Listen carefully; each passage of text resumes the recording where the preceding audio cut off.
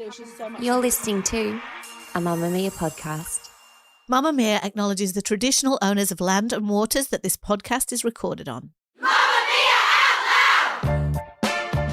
Hello and welcome to Mamamia Out Loud, what women are actually talking about on Friday, August the 11th. I'm Holly Wainwright. I'm Mia Freedman. And I'm Clare Stevens. And on the show today, what a reality TV show tells us about what men are comfortable doing on or off camera. Plus, how many hours a day does it take to be a stay-at-home parent, the argument the internet's furious about, and our best and worst of the week, which range from falling suitcases, empty homes, and a quiz show surprise. But first, in case you missed it, Mia. There's a new beauty trend going viral on TikTok, and it's called Barbie Botox. No, it is not more Barbie movie marketing. We don't think, but we can't be sure. So Trap-tox or Barbie Botox is when you inject botulism toxin into the muscles in your neck, which are called your trapezius muscles, to make your neck look longer. Oh. Dr. Sam Risk, who is a plastic surgeon in New York City, explained in a New York Magazine article, the trapezius is an important one. By one, I assume he means muscle. Not only is it responsible for posture, but it allows you to tilt and turn your head, shrug your shoulders, lift your arm, throw a ball, many things. By weakening it with these injections, you run the risk of limiting a lot of really important functions, like maybe, I don't know, holding your head up. Oh, my God. Holly, do you need a longer neck? Do you want to look more Barbie giraffe-like? This is why we can't have nice things, isn't it? Because Barbie, incredible movie of female empowerment, surprise feminist masterpiece, has now just led to a whole lot of headlines about how we could all look a bit more like Barbie. And I'm like, this is what we were scared of. Please, Which no. is exactly not the point of the movie. Like, exactly not the point. Apparently, this placement of Botox is really popular in South Korea for a really long time. It's like the second most popular place to get Botox. And I've heard of it. I've heard of people who are really toned and muscular getting it. And it's so bizarre to me, as that doctor says, that you would relax muscles that you really need in order to stand up straight and function. There's a sentiment doing the rounds online this week, and it's, in a world full of Lukes and Lauras, be an Aisha or a Captain Jason. I'm lost already. Yes. For people no who idea what you're aren't talking about, friend. watching Below Deck Down Under on Hey You, that lesson may need some explaining. For context, Below Deck Down Under follows the crew of a super yacht off Cairns, Queensland, as they live, work and party together over a hectic 6-week charter season. Usually, like all great reality shows, it's petty drama and work fights and difficult guests and so on. It is excellent. It is my kind of reality show. But in the newest episodes, issues of consent, sexual harassment and assault have played out in front of global audiences. So I'm going to give you a recap of exactly what happened, and please butt in with questions. The crew had been chartered for a few days with a group of American guests, and after receiving a huge tip, they go for a night out. A American crew member, Margot, becomes intoxicated, and a guy called Luke, who's Australian, and it's kind of embarrassing for Australia, has been hitting on her all night. Margot is firm with him when they arrive back on the boat that she just wants to go to bed. Not rude, just like, I want to go to bed. Margot's boss, Aisha, can see how intoxicated she is, so checks in with her. And Margot reiterates she wants water and sleep and no Luke. Aisha can sense that Luke has been pushy with Margot throughout the night, and he's made a few just inappropriate jokes. And so Aisha doesn't want to leave Margot by herself. So she goes into Margot's cabin. Because she's worried that Luke's going to come. Yeah, when she's unconscious. And take advantage of her. Exactly. And she literally says to Margot, I don't want your drunkenness taken advantage of. So she puts Margot to bed and literally waits in there with her. There's then a power outage on board, so Aisha has to leave the room to go and deal with it. With the power out, Luke, who at this point is completely naked, just wearing a towel, enters Margot's bedroom and climbs into her bed. The producers then break the fourth wall to intervene and tell him to get out of the room. Nobody's hysterical, nobody's angry. They just say, oh, come on, mate, you got to get out. You can't do that. They're calm but firm, and he continues to be whispering, like kind of leaning over her. She's completely asleep, unconscious, leaning over her and whispering, even though there is now a producer literally behind him, tapping him, saying, you need to get out, you need to get out. Luke. Yeah. Come on up. He eventually slowly gets out, but then tells the cameraman, can you fuck off for a second? He's now naked and slams the door and holds it closed as production try to push against it. And he's inside with Margot. Margot, who's still unconscious, asleep. Production just keeps repeating, we can't do that, and pushing the door. And eventually when they get in, Luke leaves and locks himself in his own room. Aisha returns to see Luke walking out naked and asks Margot whether she consented to him being in there. And of course, Margot's like, no. And Aisha's like, oh, he was naked.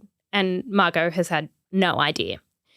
Aisha's really distressed, so she goes to the captain, Jason, and tells him what happened. Afterwards, she tells the camera she's had her own experience of sexual assault while she was drunk, and the whole thing makes her feel really, really sick. The captain immediately tells Luke he needs to get off the boat. He's staying in a hotel that night, and the following day he terminates Luke's employment. Good. Last night, there was boundaries crossed, there was indecency, and you went into someone else's cabin without consent. Like I was naked? Yeah. Unfortunately, I've got nothing else but to terminate your employment. No, I accept that. Meanwhile, there's another member of the crew, Laura, who has been relentlessly hitting on a guy called Adam. He's told her repeatedly... Is he another crew member? Yes, another crew member. And he is clearly trying to not embarrass her and is just saying, oh, no, I don't want to hook up with anybody. I just want to be friends. She has also had to be asked by producers to leave his bedroom because she just keeps physically... Turning up. Yeah. Bizarrely, when Laura learns what happened to Margot and how Luke's been fired, she starts pouting at Margot and saying how unfair it is and how sorry she feels for Luke. And she says, he should have come to my cabin because I would have liked it. And then explains to Margot that he's a funny guy and it was just a joke. She literally says, it's not like he would rape you or anything. She also tells Margot, it's not like you were saying no to him all night. He felt welcomed coming there. Aisha speaks to Captain Jason about Laura's behaviour, and her employment is also terminated immediately. Two things.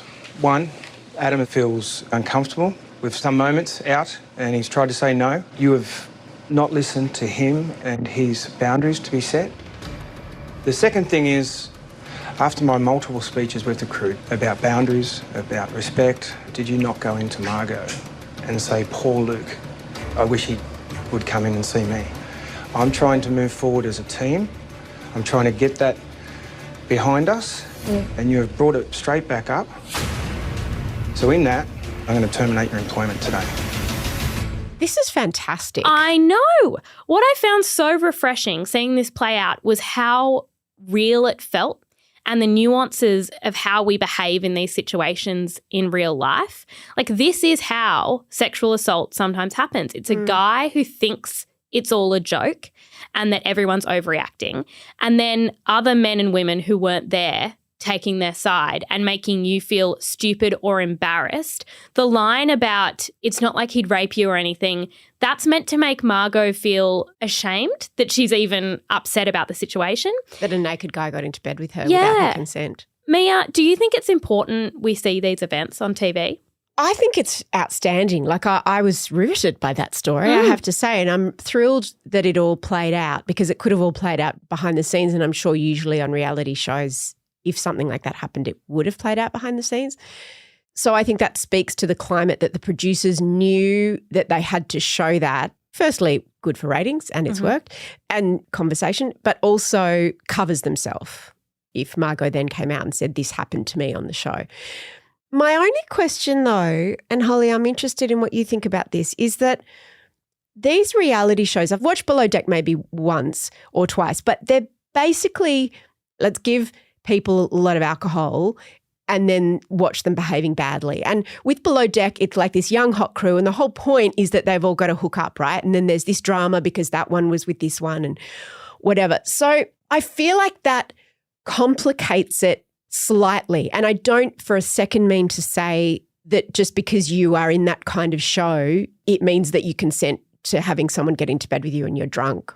But the girl who's hitting on the guy, Isn't that what she's sort of meant to do for this show? And then he's not interested. And Holly, what do you think? I agree. I think obviously I'm in full agreement that I think this is a brilliant example. To be cynical about it, they kind of have to take that stance now. There have been cases in the past. I was reading about a case on Big Brother in Spain where once a similar thing happened, right?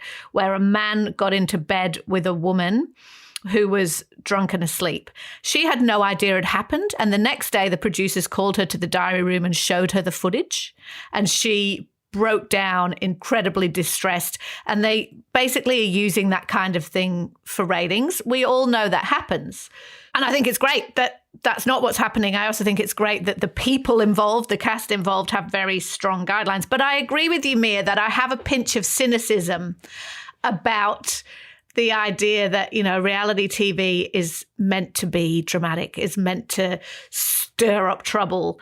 And in an ordinary workplace, there wouldn't be this level of risk. Do you know what I mean? They're deliberately creating a risky workplace for all the people in it. And it's really good that it ended this way. And I very much agree with you, Claire, that what's great about it is the complication. This is so common.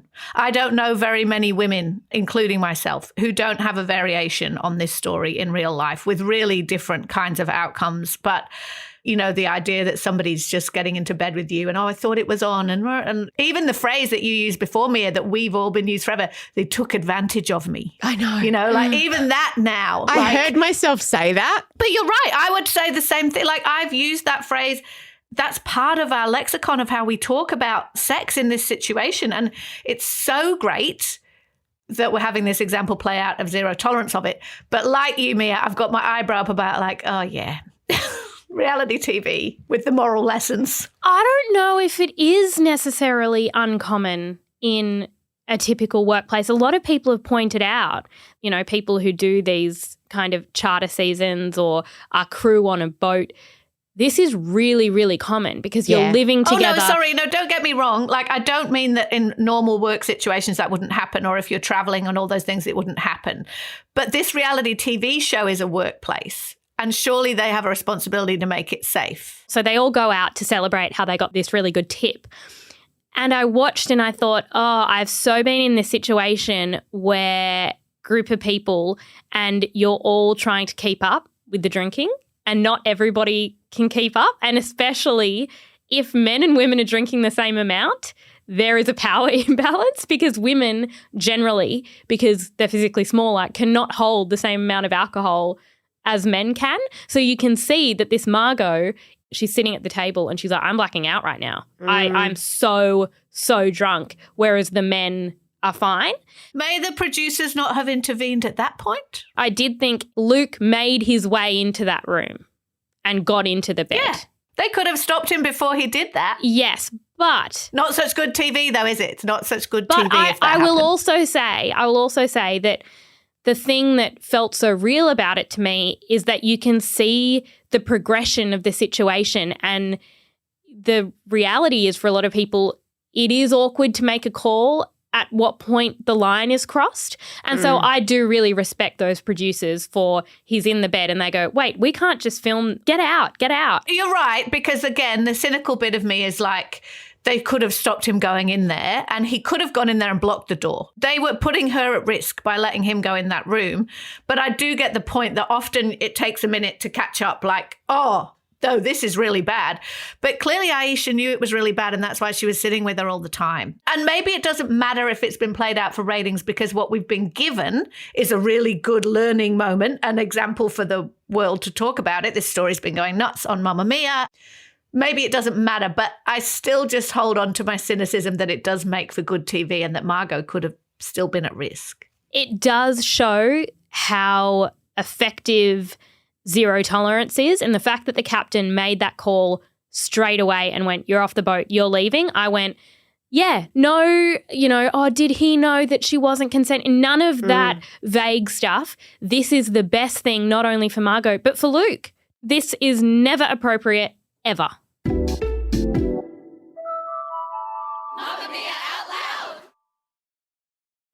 Working 9 to 5, what a way to make a living. How many hours does a stay-at-home parent work? according to a man on the internet who has sparked quite the ding-dong. Not many. So this was on Reddit, which is a place on the internet where people state unpopular opinions or am I the arseholes or kind of pose questions that then everybody weighs in on.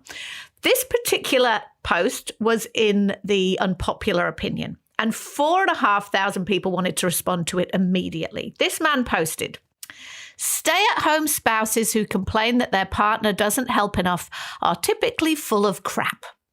My wife and I have been together for about 15 years with 3 kids. I've been the sole provider for most of this with her staying home. But for a period of about 2.5 years, I was the stay-at-home spouse. It was the best time of my life. I was very self-conscious about being a stay-at-home dad, so I went above and beyond to take care of the home and kids. It took about 2 to 3 hours per day for the first few weeks. Then just maintaining what I'd done was about 2 hours a day. I got to spend more time with my kids. It was great. My wife was putting in 10 to 12 hours each day between getting ready, commuting and working. You bet your sweet ass I made sure she didn't have to lift a finger when she got home. If she did anything to help, it was because she genuinely wanted to. I'm not talking about spouses who are slobs or aren't engaged with their kids or partner.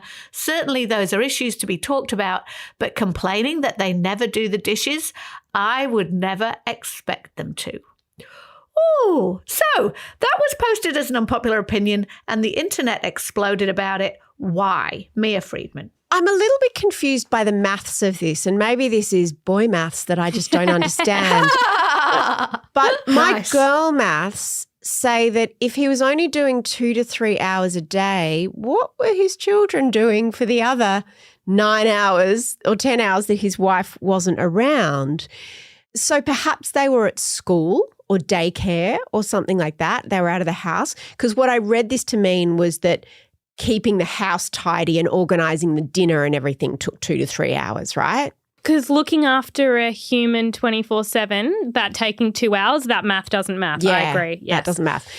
So I would say that if you take the children out of it, so let's say that kids were at daycare, right, and you just had to drop them off and pick them up or school or whatever, taking 2 to 3 hours to keep a house tidy and cook a meal and do washing and shopping and all of the things that are required, I think that is feasible, but it depends the level at which, right? So we talk a lot on the show about how sometimes, and this is a stereotype, but women will increase their mental load because they want everything done to their particular standard. And I have this reversed in my house. So my husband's version of what's tidy is so much greater than mine.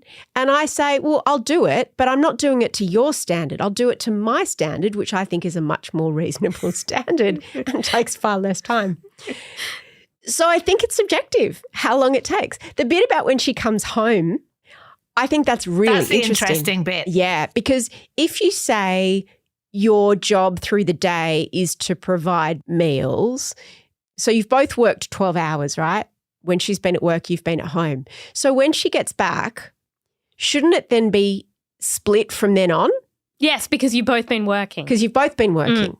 I'm a bit confused about that. And the fact is that in a lot of cases, and I know, Holly and Mia, you are kind of the exception with the dynamic in your relationships, but for a lot of people, dad goes to work, mum for a period of time. Often in this economy, it's very hard to be a stay-at-home mum. But if you are doing that for a period of time, you're at home with, I think age comes into it because, again, yes, they might be at daycare, but if you are looking after a newborn, if you're looking after toddlers, a child that you're feeding, then that's a completely different dynamic.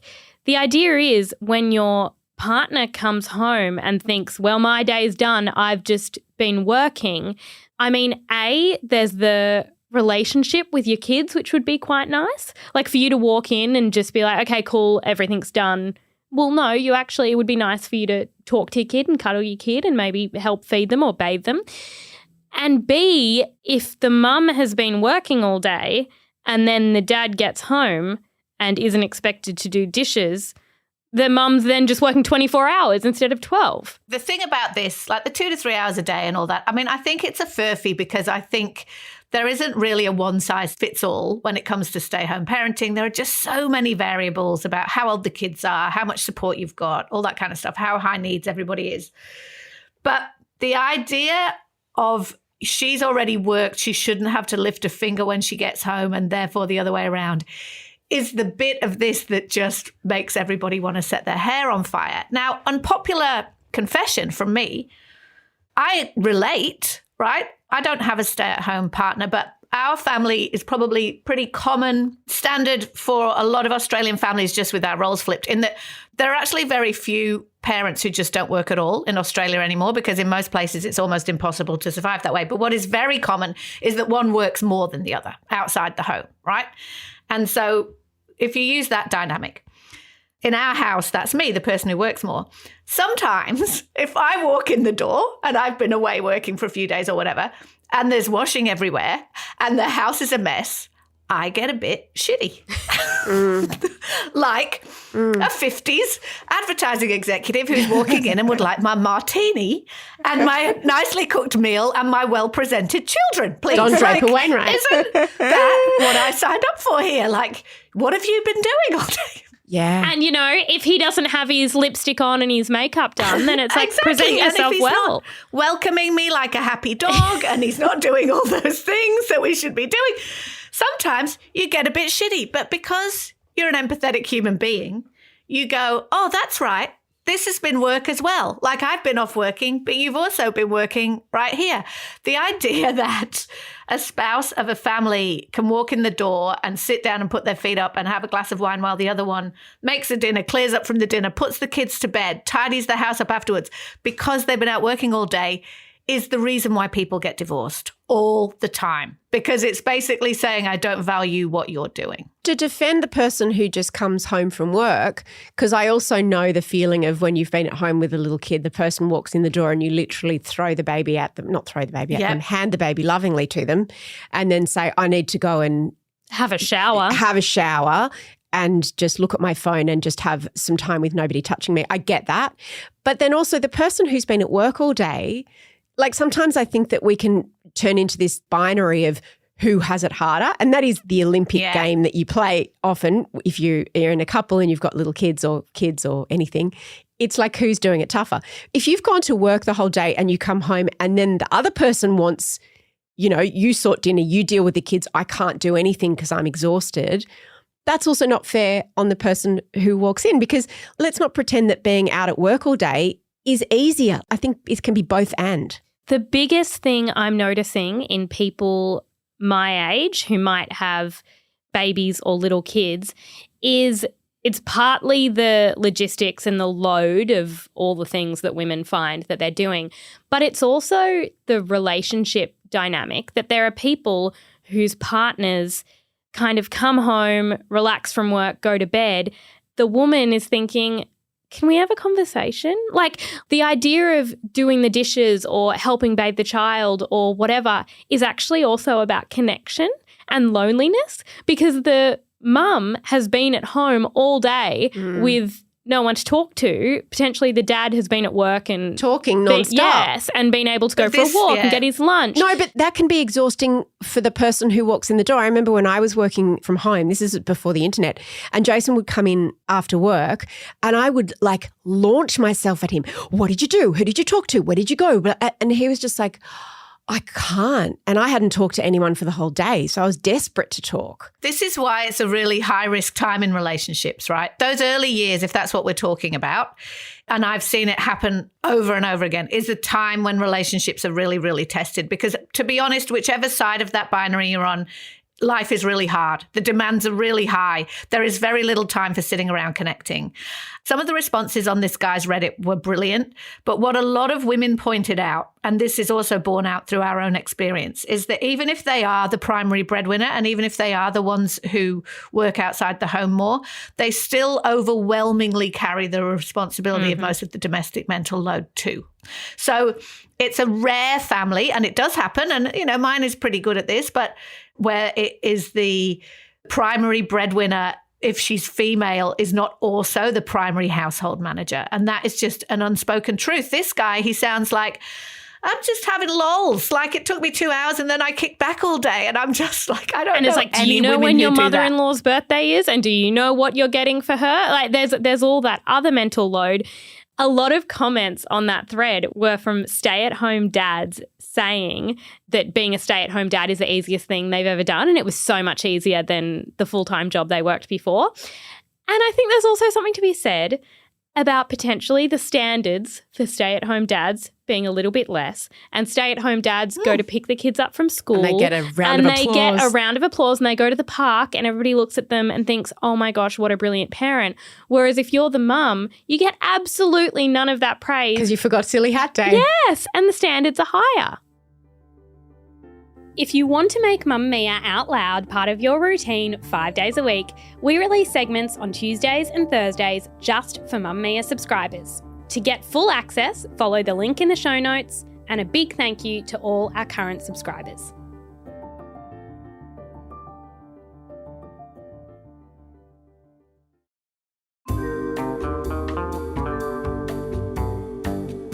It's time for best and worst of the week. I'm going to go first. My worst is actually a story that I read in the Washington Post. It wasn't the story itself, but it was the topic. So you might remember 2 years ago, basically America banned abortion.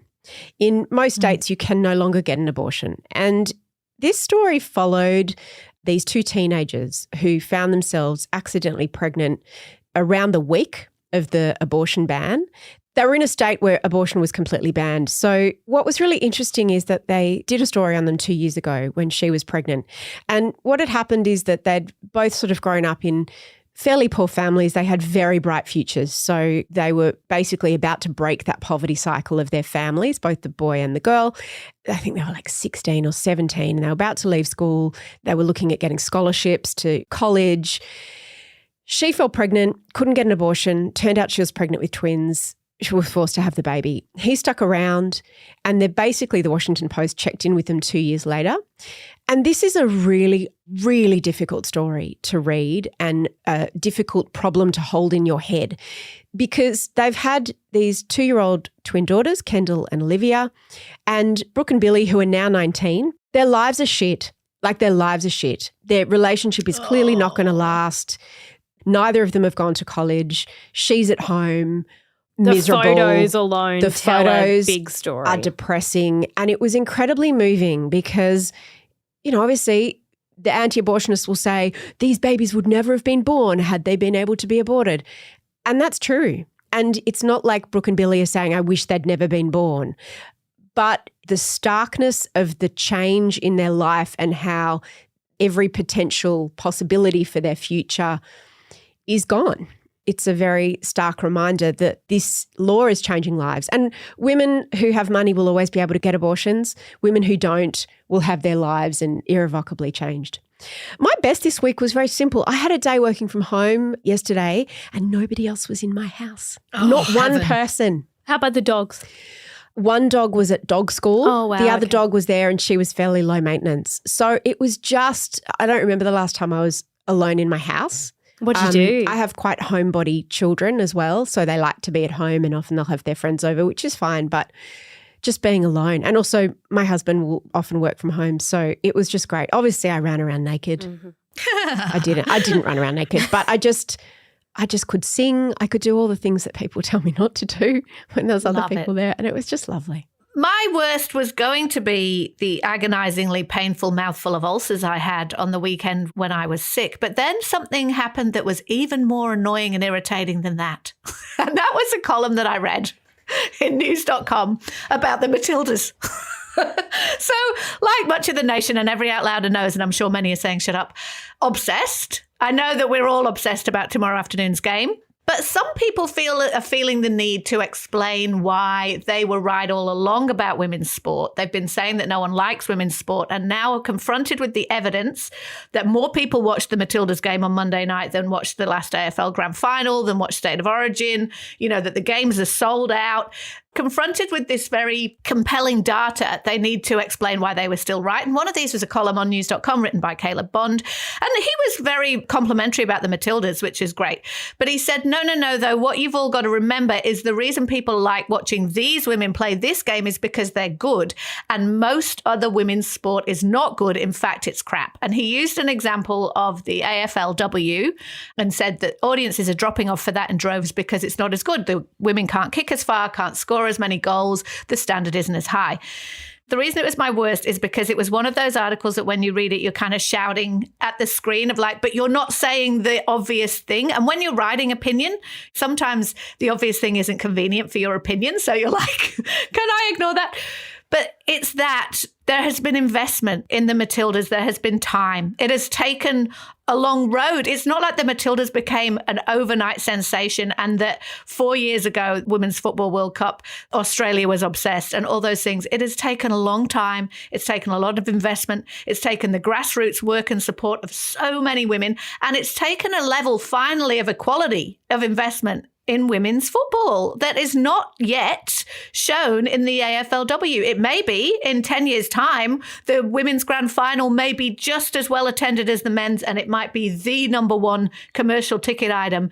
But to hold it up as an example of going, these women can't kick and these women can, made me want to kick my phone. My best is very silly. It's that I may never win a literary award. I may never accept an Oscar for Best Original Screenplay. But my little book, I Give My Marriage a Year, was featured on The Chase this week, which is a daytime quiz show that way more people than I know actually watch than I'd ever expected, because they all sent me this glorious moment when Larry Emdur reads out. A novel by Holly Wainwright is I Give My Marriage a what? A, year. B, 10. C, crack.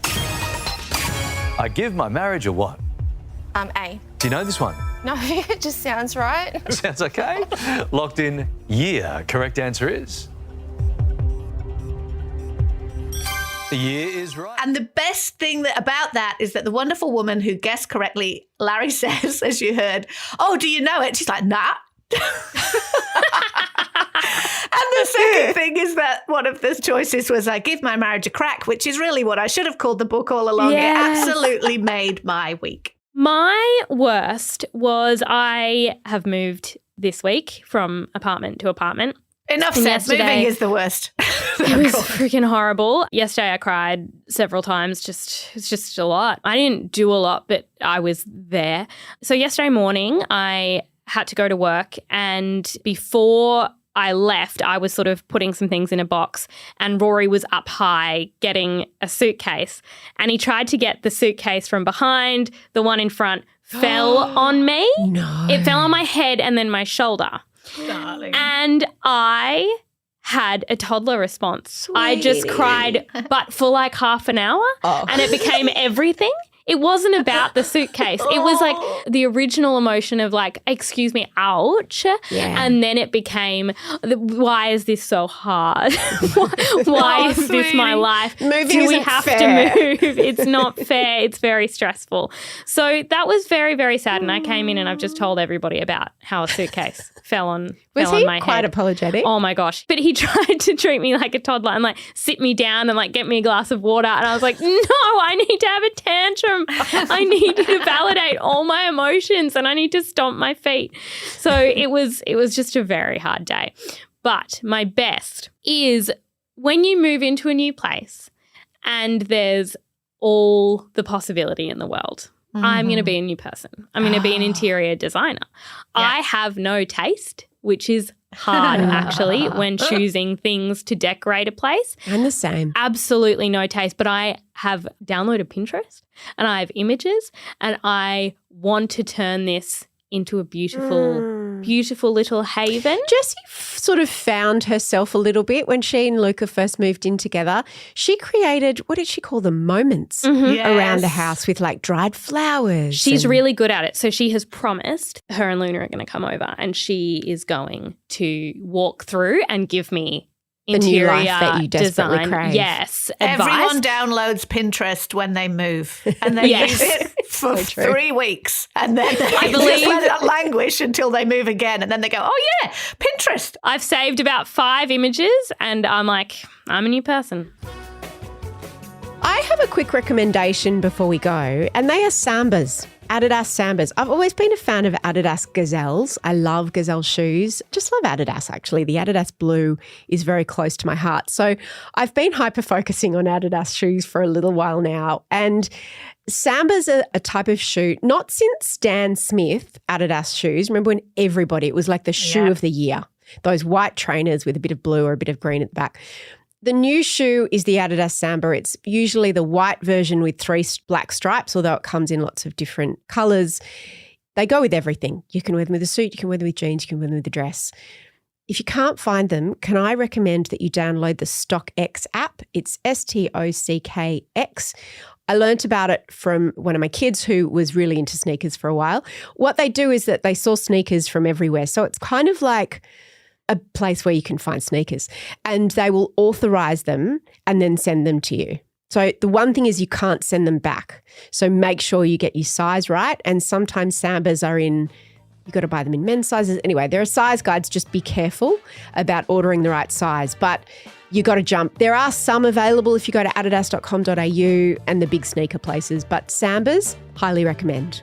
If you're looking for something else to listen to on our latest subscriber episode that dropped this morning, we're recapping, and just like that, episode 9. And there's so much to say because it's the one Clare write with Brady and Lily. My favourite storyline.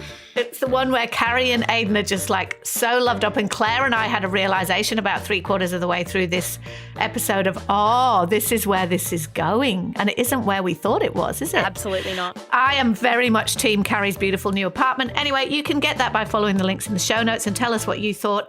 Thank you for listening to Australia's #1 news and pop culture show. This episode was produced by Susannah Makin and Tahli Blackman, and the executive producer is Lize, Ratliff, and audio production is by Leah, Porges, and we will see you on Monday. Bye. Bye.